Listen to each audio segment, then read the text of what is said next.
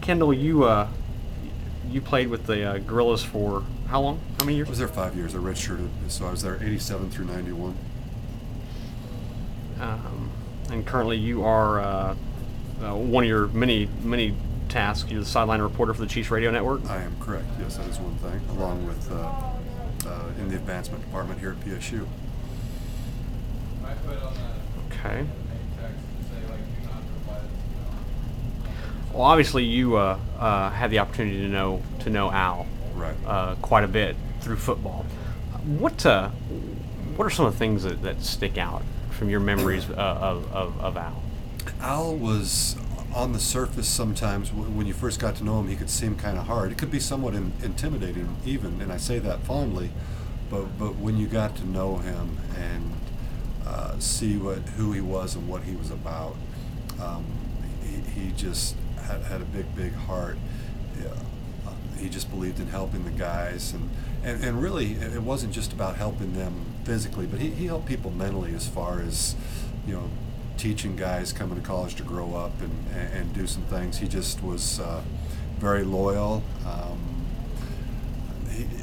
He was. It's hard to put into words, but he was a very special and unique person. Had a good sense for who he was and what he was about and what his life meant. Family was so important.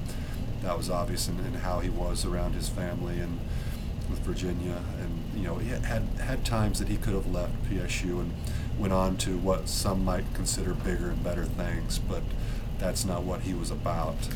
And PSU was home for him, which was, PSU was a better place for it. What are some of the memories you have? I mean, maybe on the sidelines, things like that. Just always he always had some jokes to crack. Say something about yourself. He'd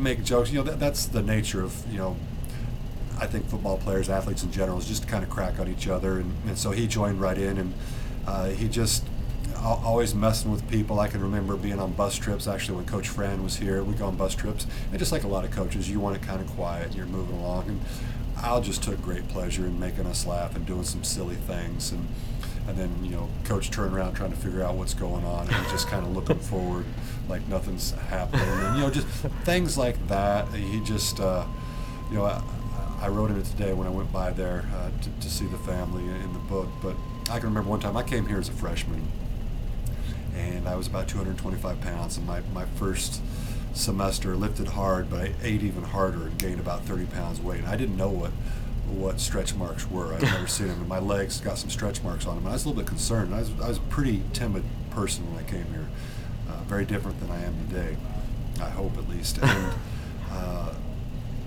I went in there privately one time. I said, Al, I don't know what this is. Can you take a look at my legs? And he just looked at me. He goes, "You're fat. Now get out of here." And I mean, we've laughed about that numerous times throughout the years. Just funny things like that. And of course, he just always had a way of making things fun. And, I took a class from him, my training classes, and he really embraced life and enjoyed life to its fullest.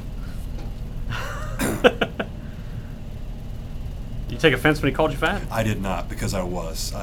There was it was not the prettiest 30 extra pounds that I gained that semester either. Wasn't used to eating like that, but it was funny. He was he really considered all the guys on the team as being some of his kids and taking care of them, and just he was just a good individual.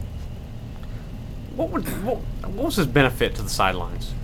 Well, I mean, his benefit to the sidelines was, first off, he was an athletic trainer and did a great job of it in the Hall of Fame, I believe. And, just having a control of the situation, what's going on, and being very calm and understanding and realizing what's happening and just assessing those things. He was a pioneer in his field at the time. There were some different types of things he did tape-wise and tape jobs that I know were named after him. When I was at the New Orleans Saints, Dean Kleinschmidt was the head trainer there, and we always used to, joke in a loving way about, he'd give me the Ortolani twist, was something that Al had invented in terms of how you tape somebody. And of course, Dean, being very active with the Athletic Trainers Association, knew, when I mentioned that I'd been to Pitt State, he was like, "Oh, Al Ortolani." I mean, this was it to him. I mean, and I mean that's pretty impressive when you're up to that level and people still know who you are, and especially him having stayed at a Division II school here and just loved it, and had been to the Olympics and done some things like that. I mean, he never got too big for where he was at. He never forgot where he came from. And granted, he didn't come from here. He relocated here, but this obviously became home.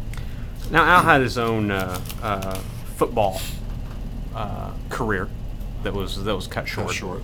Did you ever talk to him about that at all at any point? I did not. I've been made aware of that. I think Phil Volgren or Harlan Hess made me aware of that a while back. Some guys that played here when I was around some guerrilla events, but not until the last few months did I actually know about that. You never talked to him about it? Never said anything about it? Never did. And Al's not the type of person that would bring stuff like that up, and he'd talk about it probably if you brought it up, but he wasn't gonna bring it up himself. It was never about him. It was about other people, having fun with them, joking with them, messing with them, things that just really endear you to people.